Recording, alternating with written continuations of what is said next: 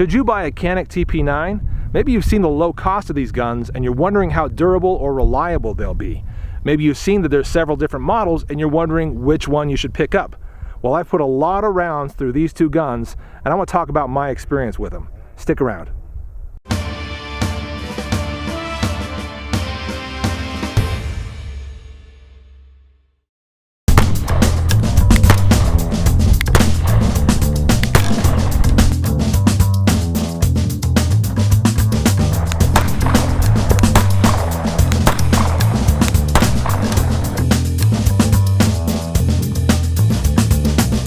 Hey guys, welcome back and thanks for tuning in again. Before we proceed with this video, this patch is brand new and it's available right now.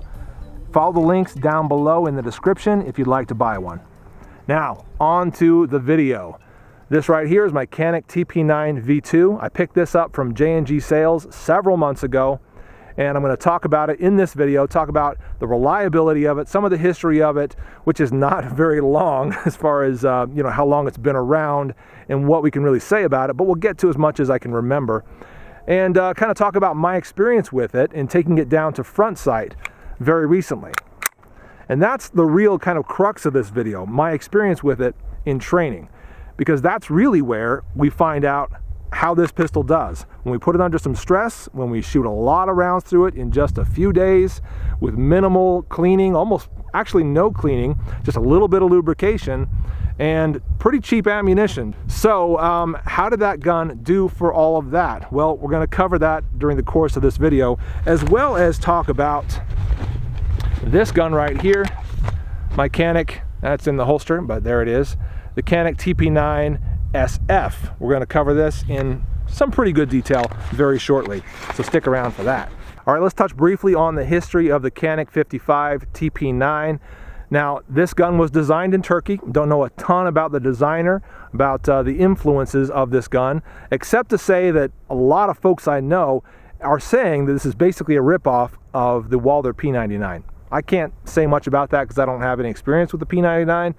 I will say that it's a very good gun and well put together and pretty darn reliable, and that's the thing that you're basically going to hear from just about everybody that talks about this gun, is how reliable it is. It's basically bulletproof. It just keeps going and going and going. We'll talk about the price here in a second, which is also extraordinarily good.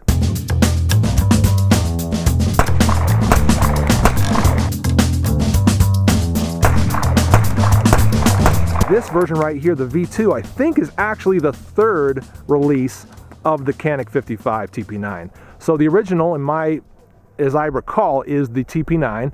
Then after that was the TP9 SA, which is the single action. And that's the one that everybody just had a heart attack over, when what we had was basically a Glock trigger and a Glock firing mechanism, essentially. But we had also a decocker on the top of it. Made it so that you could actually create a dead trigger. Again, some folks went kind of nuts over that. A lot of other folks didn't care because it's almost impossible to trip that if you don't want to or if you don't intend to. After that, what we got is this gun right here, the TP9 V2, which is the double action, single action version of the gun. But you can go single action with that short trigger pull, and what that looks like is this. You basically take up this little bit of slack right here, and then your pressure begins to build right there. It's very light, it's very crisp, it's very, very nice. You let that go forward and you have this second strike capability in which you have a long double action trigger pull, pulling the striker back and releasing it all in one stroke. So that's basically how this gun works. Then you've also got the decocker on there. So if you have that cocked like so, now you're in single action ready to fire mode. If you were to holster this in training, for instance, and this is my experience at front sight, before holstering the gun, they always said if you've got a double action, you better decock that before you holster it. So hit the top button right there, which is fully ambidextrous. You can reach it from this side or from that side very easily. Top button decocks it, and now you've got that long trigger pull. A word about that long trigger pull. As far as double actions are concerned, it's not that bad, particularly for the price. We might as well throw the price out now, and most of you guys have heard it by now. Maybe $329, I think, is what this one goes for on J&G Sales. I could be wrong about that. I'll have the link, like I said before, down in the description. but it's a very, very good price, well under $350 for one of these, and I think it's about $350 if you were to get this one right here, the SF, and we'll talk a little bit more about that shortly. But again, extraordinarily good price.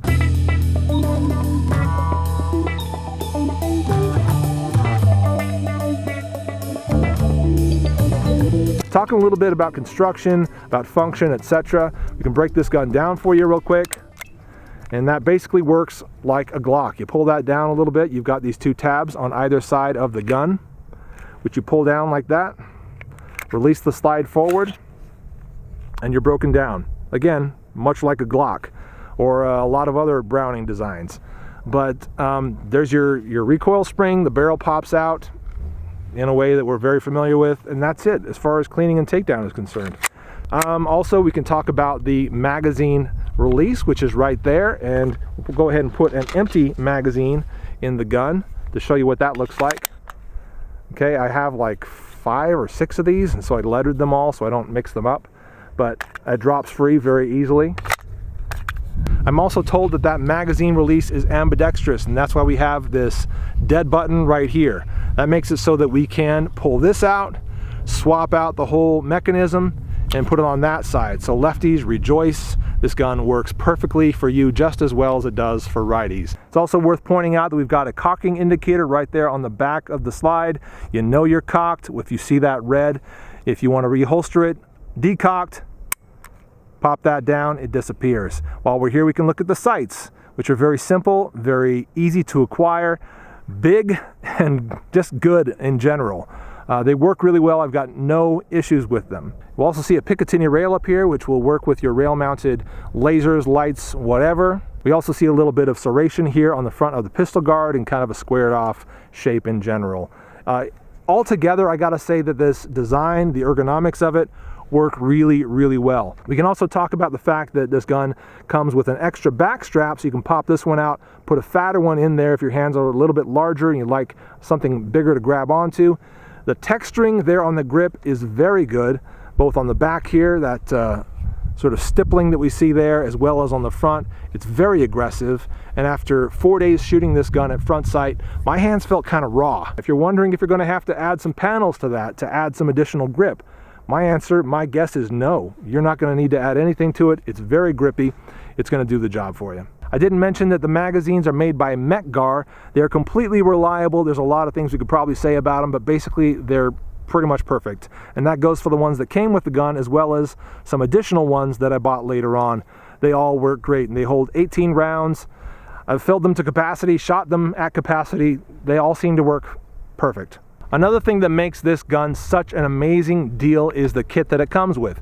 It comes with a nice box, plus it also comes with this holster, which is basically a Serpa ripoff. It operates a lot like a Serpa would, except for it's got much sharper molding edges all around it. In fact, before I took this down to front sight, I went around with my knife and cut off all those little sharp edges, again, those sort of mold lines, because they were kind of digging into my finger in different spots. But again, it works very much like a Serpa, where you press that down to draw, and then it locks in like so. You've also got different mounting plates, one for sending your belt through like that, as well as a paddle. So basically you can use this gun however you choose to. Concealed carry? No, I wouldn't say so. Duty weapon? Yeah, it's definitely got that potential.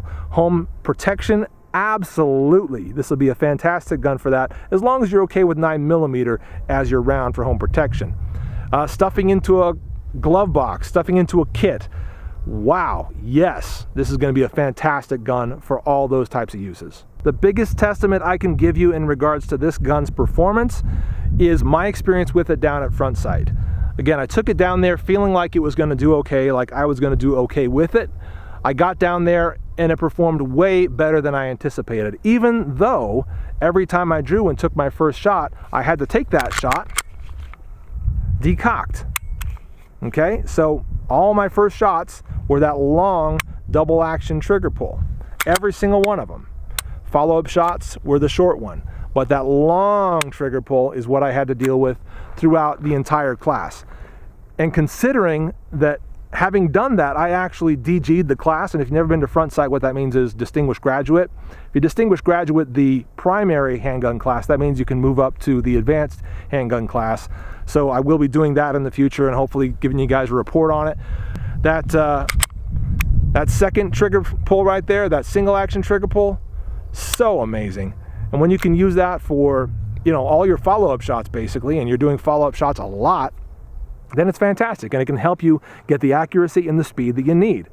Now, the holster was good for that as well. It caused me no problems. But in general, this gun just performed really well. The sights were great. Everything was just spot on with this gun. The durability of it, obviously, fantastic. I put a little oil on it, I think after the second day to lubricate it just a little bit, but I never did clean it. So 600 rounds in 4 days. It performed absolutely flawlessly. And again, I distinguished graduated the class. So I don't know what else I can say. It did great.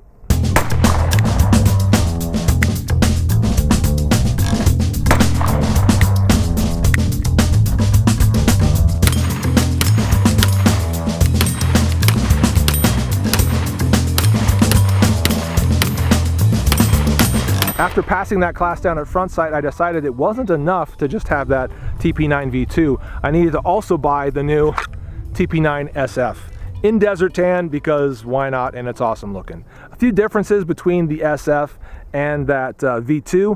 Let's start with the holster, because that's at the top of my brain right now. You can see that that's all cut out here at the top. I assume that's to allow for different types of sights, and basically you know, a lot more versatility in regards to that. However, it's also worth noting that the SF that I have in my hand here, it is Cerakoted. The other one's Cerakoted as well. It's phosphate finish underneath and then Cerakoted on top of that, so you've got double corrosion resistance. But this one doesn't fit perfectly into the V2's holster. You can squeeze it in and then you can draw from it, but you're going to get a little more holster wear by doing that. However, the holster that came with the SF fits it perfectly. Slides in and out of it a lot better. So definitely, if you have both guns, use the holsters that came with each gun, because they are designed dimensionally for that particular gun. A couple other notes about the differences between them. The SF does have a slightly longer barrel, maybe half an inch, not quite half an inch longer. The V2 has, I think it's a 4.07 or 4.06 inch barrel, and this one has like a 4.46 or something like that. So around a half an inch additional on this SF version. Also, this is a striker fired version. Now, the V2 is also striker fired, but they had to give some kind of a name to it, so they went with SF for striker fired. And the distinguishing characteristic is that this one does not have that decocker on the top there. And so this is basically the same gun as the SA that we had a year or two ago, but they've removed that decocker. So all the folks that didn't want to get into that gun because of the decocker, or bought it and were like, man, I wish this didn't have a decocker, now you can buy it without the decocker in the SF. You can see the tops of the slides and how they differ. You can see that the V2 has got some grooves on the top of that, where the SF does not have that. You can also see that the construction of both the front sight and the rear sight, how they're built, how they're dovetailed in there, is very different. The SF actually is compatible with far more different sight systems than the V2 is. That's one reason you may seriously consider this guy right here. You're going to be able to shop for and buy sights that you'll like, that you've already maybe gotten used to on some of your other guns. You're going to be able to get those for the SF right here, whereas you probably won't be able to get all that for the V2. The trigger, you can tell, is different there. It's got that blade in it, the bladed trigger, and we'll go ahead and clear that. But it is got that bladed trigger in it, much like a Glock, so there's no external safety. All the safety is internal, and it's defeated by that trigger right there. And so you don't have that sort of second strike capability in this gun as you do with the V2. I don't mind that though, and I certainly do like the trigger on this gun right here. It's got a short take up, a nice reset to it. I'd be hard pressed to tell you which trigger I like better. They're both very, very good. So like I said before, I bought the V2 from J&G Sales, and if I didn't say it before, there's a link down in the description to buy that one. This one I bought directly from Century, just contacted some folks over there and had it sent to me, but purchased it from them because it's a fantastic gun, and I was really, really interested to try it out. Now, the Cerakote on this, as you can tell, is kind of a desert tan. It differs very much from sort of your FDE colors and things like that. I'm trying to sort of make this clear to you because you may not be able to tell given the color of the camera. But it's not so much an FDE as a sort of a sand color. Even so, I like it a lot. It takes down in the exact same way as the V2. Pull that trigger, pull back on the slide a little bit, pull those tabs down, you've got your slide off, and you're ready to take the whole thing apart. You can see that it's very dirty. I don't think I've even cleaned this since I bought it.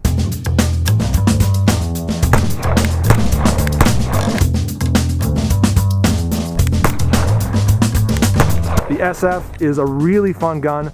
The V2 is also a really fun gun. Both of these guns I found to be very reliable in the shooting that I've done with them. Very affordable, and that's the biggest selling point right there. You can get into these guns, like I said before, for $300, $350, something like that. It's an extraordinarily good price. Well, that's about it for the review, guys. Thanks so much for sticking around and watching it. And if you've gotten to this point in the video and you haven't decided whether or not you should buy one of these guns, let me go ahead and answer that question for you. Yes, you should. Really excited about the new product we have out. We have the Canik TP9 SF. This is the unit that everybody's been really excited about. The ever popular SA we sold last year, we're going to continue that. But we have brought in the new model that does not have a decocker. This is also the model we're starting our U.S. law enforcement program with.